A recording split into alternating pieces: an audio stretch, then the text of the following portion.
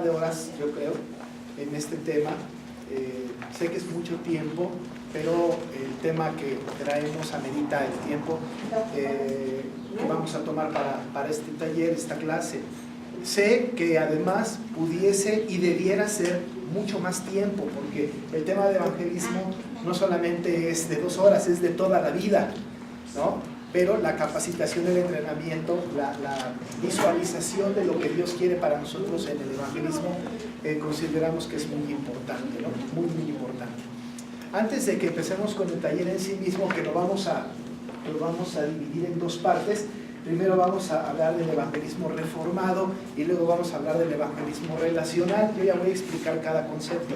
No se preocupe, vamos a ir en este orden. El material que ustedes tienen en su mano está diseñado, está puesto así. Primero está el evangelismo reformado y luego el evangelismo relacional, ¿no? A lo largo de todo este tiempo, por favor, si tienen una duda, pregúntenme. Si tienen algún comentario, háganlo lo más corto posible para que podamos aprovechar el tiempo y trataremos de ir aprendiendo juntos. Yo sé que en este taller se van a romper algunas ideas, unos paradigmas de evangelismo, ¿no?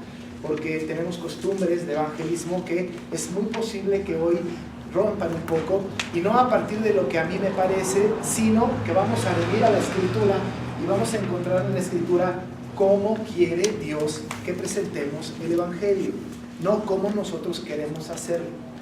Y esto es a donde nos vamos nosotros a enfocar, cómo quiere Dios que le hagamos este trabajo de evangelismo, cómo fue la iglesia del primer siglo, qué fueron las instrucciones del Señor en toda la palabra, y vamos a tomar como referente este libro que es la Biblia. No estoy pensando en tomar ningún otro libro, de hecho creo que una iglesia debe de tener la Biblia como libro primordial de texto, ¿no? Luego hay otros libros que ayudan un poco, pero ayudan. Hay lugares en donde los libros son lo principal y la Biblia ayuda. Aquí al revés, la Biblia es el principal texto. Algunos textos que pueden servirnos de algunas personas, pueden ayudarnos un poquito más a dirigir nuestro pensamiento en el contenido bíblico, porque hay gente que ha dedicado muchos años a estudiar este tema de evangelismo, ¿no? Pero vamos a acercarnos a la Biblia, y el documento más importante para nosotros será la palabra. Por eso no tenemos ningún otro texto, su material, pero nada más, pero todo va a ser emanado de la palabra, ¿no? Tengo que decirles algo que comenté en la reunión de oración del miércoles. Nosotros normalmente hemos aprendido nuestra vida cristiana más por imitación o por tradición. Es decir, nosotros fuimos cristianos y antes de meternos a la palabra, escudriñar y ver cómo Dios quiere, por ejemplo, que pidamos, o cómo Dios quiere que confesemos, o cómo Dios quiere que evangelicemos, o cómo Dios quiere que alabemos, aprendemos por la imitación. Entonces podemos pasar muchos años en la iglesia de recién convertidos, ¿no? Recién viniendo a la iglesia, y empezamos a ver la costumbre de la iglesia y empezamos a ver las cosas que se hacen y aprendemos por eso. Cómo se hace el evangelismo, cómo se hace la adoración, y decimos, esto lo aprendí desde siempre porque siempre lo vi en la iglesia. Y entonces se convierte la iglesia en un centro de enseñanza primordial. Qué bueno que esto sea. Pero tenemos que ser más estrictos todavía, tenemos que venir a la palabra donde justo emana, o donde podemos abrevar de la fuente de la palabra, donde tenemos justo lo que nosotros queremos hacer como iglesia, ¿no? Tenemos que sacar jugo de esta enseñanza y ser muy, muy objetivos en cuanto al contenido de la Biblia, ¿no? Una cosa bien interesante, por ejemplo, ¿ya ves? Sí, ya. A ver si no parecía. No se encontró. No lo encontré, yo lo dejé ahí en la mañana. Algo que yo comentaba, por ejemplo, ¿no? Por ejemplo, el Padre Nuestro, ¿no? Okay. Hemos aprendido el Padre Nuestro por imitación o por tradición. Así le hace falta un material a la hermana. Ahorita se lo hacemos llegar, hermano. Muchas gracias. Muchas gracias. Por ejemplo, el Padre Nuestro lo hemos nosotros aprendido y lo repetimos mal y lo decimos mal. No lo voy a hacer ahora porque no quiero ponerles a ustedes en evidencia, pero cuando lo repetimos mal. Y lo repetimos el miércoles pasado y yo dije, no, estamos repitiéndolo mal. Porque lo que hicimos fue rezar el Padre Nuestro, decir el Padre Nuestro, a partir de lo que nos enseñaron. Incluso algunas veces se preguntan en algún lado, ¿dónde está el Padre Nuestro? Pocas veces alguien me dice, está en Mateo 6 o en Lucas 11, ¿no? Es decir, a veces no sabemos dónde está, pero ya no lo sabemos de memoria y lo repetimos mal. ¿Por qué lo hacemos mal? Porque aprendimos por la imitación, porque aprendimos por la tradición. El evangelismo. ¿Qué pasa con el evangelismo? El evangelismo tradicional, y voy a usar la palabra tradicional para ejemplificarlo, el evangelismo tradicional nos ha enseñado por la práctica y la imitación cómo es el evangelismo. Cosas como acepta a Cristo como Señor y Salvador. Esto es una enseñanza de la tradición. Gracias, Fer. Gracias. Bueno, ¿salió algo? ¿Sí se oye? Ah, entonces yo estoy sordo también. Sí, también. El asunto de acepta a Cristo como Señor y Salvador, esta expresión es una expresión tradicional, ¿no? Es una expresión que aprendimos por imitación, porque esta expresión no está en ningún versículo de la Biblia, ninguno. Hay una expresión que es parecida, que es recibir, pero recibir y aceptar son dos cosas diferentes. Juan en el capítulo 1 dice, más a todos los que le recibieron, ¿se acuerdan, no? A los que creen en su nombre les dio potestad de ser hechos hijos de Dios. Y usa la expresión recibir. Pero una cosa es recibir y otra aceptar. Ese es uno de los paradigmas que vamos a romper. Si viene mi mamá a visitarme, que va a venir ya el 4 de mayo, va a venir mi mamá para acá, la conocerán, una mujer maravillosa, cristiana, fantástica. Bueno, es mi mamá. Y mi papá.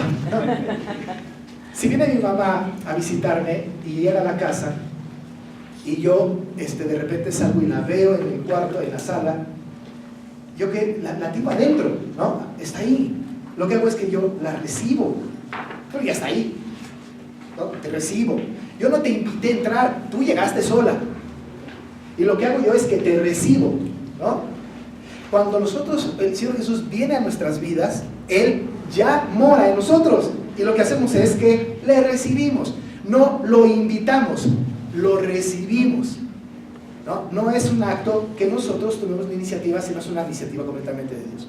Bajo este principio, y rompiendo algunos paradigmas, vamos a tener que estudiar un poco el tema de cómo dice la Biblia que tenemos nosotros que hacer el trabajo evangelístico. Es muy importante. Así que dejemos dejaré de hablar mucho por estos asuntos y vayamos a la Biblia, ¿no? Vamos a estar usando algunos textos bíblicos muy enfático en el libro de los Hechos, porque ahí en el libro de los Hechos es cuando vamos a trabajar un poco más. También quiero decirles, ahorita vamos a entrar a la Biblia, que el material que ustedes tienen ahí no lo voy a seguir, pero no lo voy a seguir así como leyéndolo, ¿no? Porque si se tratara de que yo les leyera el material, mejor se los encargo que lo vean en casa y nos ahorramos esta visita al templo, ¿no? No, yo voy a hacer una exposición, pero todo lo que estoy diciendo de una manera u otra está en sus materiales. Es que no busquen el material, ¿por dónde irá el pastor, no? Por ahí voy, pero no lo repetiré textualmente. Segunda de Timoteo, capítulo 3.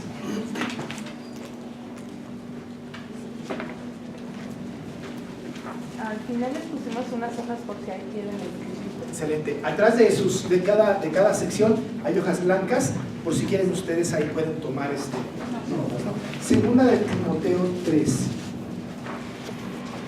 versículos 14 al 17. ¿Conocían este texto?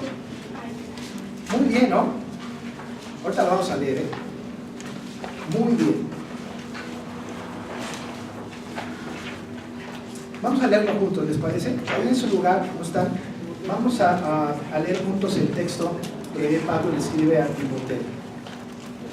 Entonces decimos juntos: pero persiste tú en lo que has aprendido y te persuadiste, sabiendo de quién has aprendido, y que desde la niñez has sabido las sagradas escrituras, las cuales te pueden hacer sabio para la salvación por la fe que es en Cristo Jesús. Toda la escritura es inspirada por Dios y útil para enseñar, para redarguir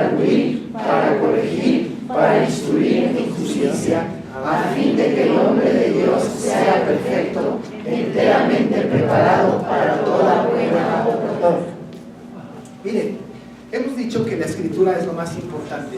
Yo siempre he hecho y haré toda mi vida hasta que me muera, haré énfasis en que lo más importante para nosotros es la palabra. No hay cosa más importante para la iglesia que el ministerio de la palabra, la escritura. Ha habido grandes congresos, grandes temas, grandes discusiones respecto de la palabra. Tenemos que partir desde el punto de vista de que la palabra de Dios, la escritura, es inerrante, es inmutable, es perfecta, es perspicua.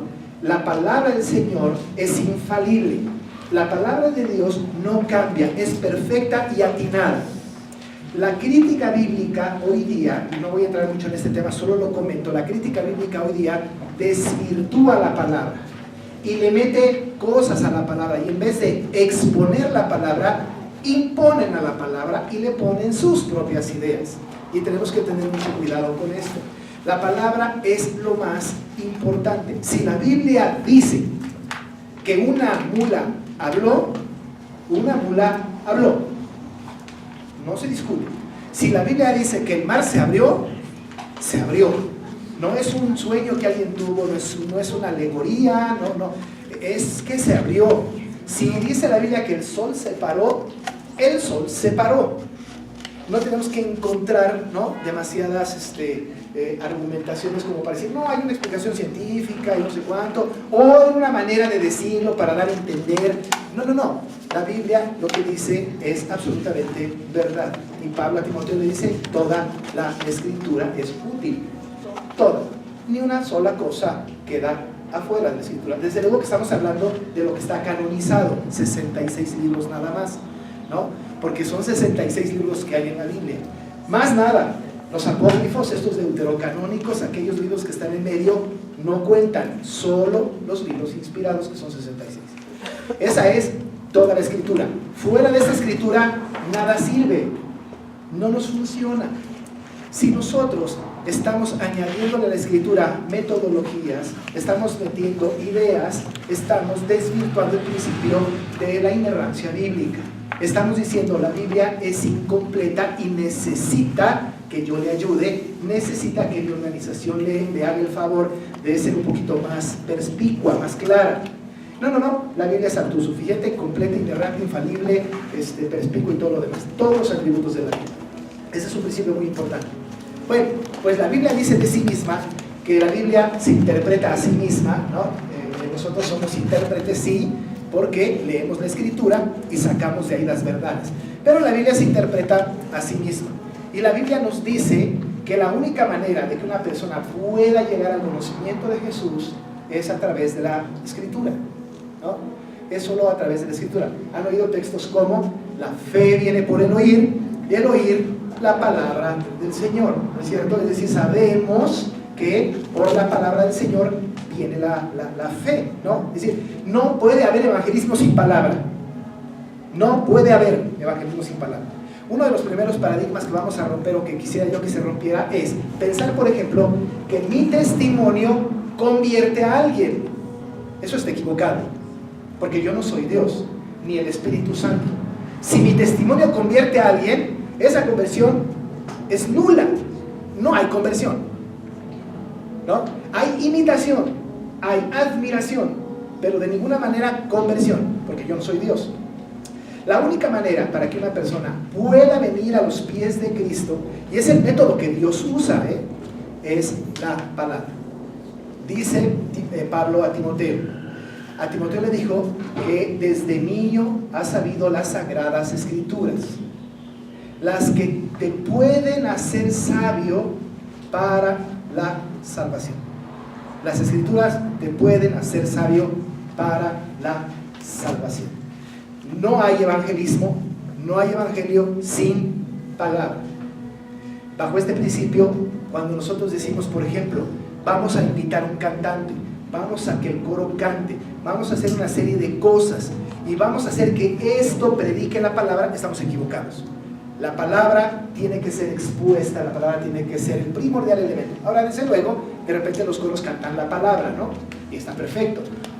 pero la palabra tiene que estar en medio. La palabra pues es el elemento fundamental, y recuerden ustedes que uno de los medios de gracia ya para el creyente es justo la predicación de la palabra. Es que la palabra es importante. Y dice Pablo a Timoteo, esta escritura te puede hacer sabio para la salvación. De hecho, Pablo a los romanos les dijo, porque no me avergüenzo del evangelio, porque es poder de Dios para salvación a todo aquel que cree, ¿no? Sí, entonces tenemos nosotros la idea, y está en la Biblia, de la palabra, qué importante es. Es más, ahorita nuestra hermana Chávez nos invitó a que leyéramos un pasaje del Salmo 119, ¿no es cierto? Bueno, yo les quiero presentar un reto para que lo hagan llegando a casa. Pero en el Salmo 119, ¿cuántos versículos hay? Muchos. 156, ¿no? 156. Sí, hay 156.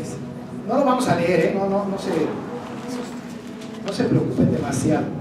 Pero el Salmo 119, que tiene 176 versículos, el Salmo 119, solo 4 versículos no hablan de la palabra.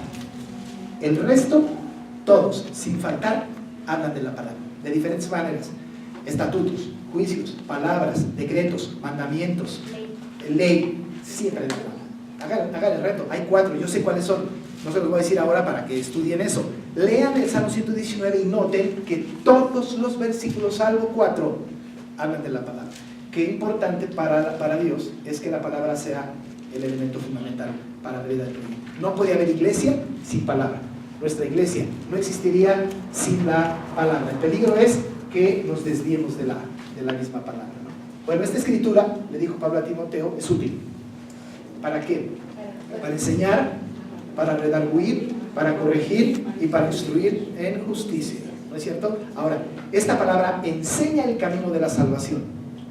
Esta palabra redarguye al pecador. Esta palabra le corrige el rumbo, y esta palabra le dice qué tiene que hacer a partir de ese momento. Esto es enseñar, redarguir, corregir e instruir en justicia. Es la palabra. Así es que tenemos que ir a la palabra y encontrar en la palabra justo lo que tenemos nosotros que hacer, ¿no? Tenemos que buscar este asunto. Así que entonces, tenemos nosotros una práctica cristiana por imitación, que es acepta a Cristo como Señor y Salvador, ¿no? Lo hacemos con mucha frecuencia, ¿no?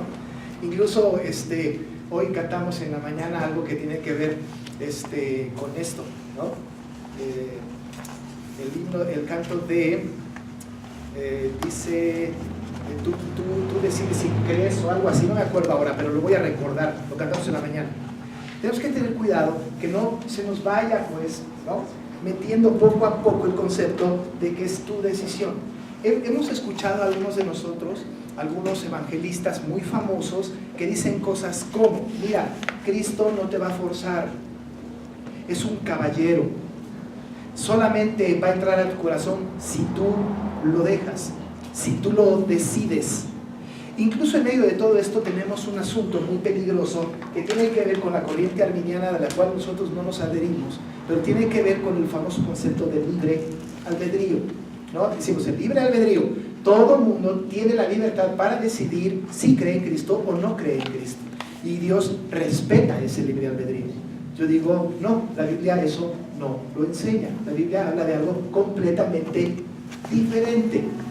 Lo que la Biblia dice es que el hombre es completamente regenerado por el poder de Dios. Y el único momento en donde Dios violenta la voluntad del hombre regenerado, desde luego, es en la regeneración. Es el único momento. No le pide permiso. A mí no me pidió permiso, a ustedes no le pidió permiso. Una vez regenerado, voluntariamente creo, voluntariamente recibo, voluntariamente acudo, pero tuvo que haber sido primero la regeneración. Así que hay que tener mucho cuidado con esto. No es cierto, Dios no es un caballero, es Dios. Jesús no es un caballero, es Dios. Él no está afuera esperando a que yo decida, sino, si así fuera, no sería todopoderoso y soberano. Es Dios. Y cuando Dios dice, este va a ser salvo, porque así lo decidí, llueva, truene o relampaguee, será salvo.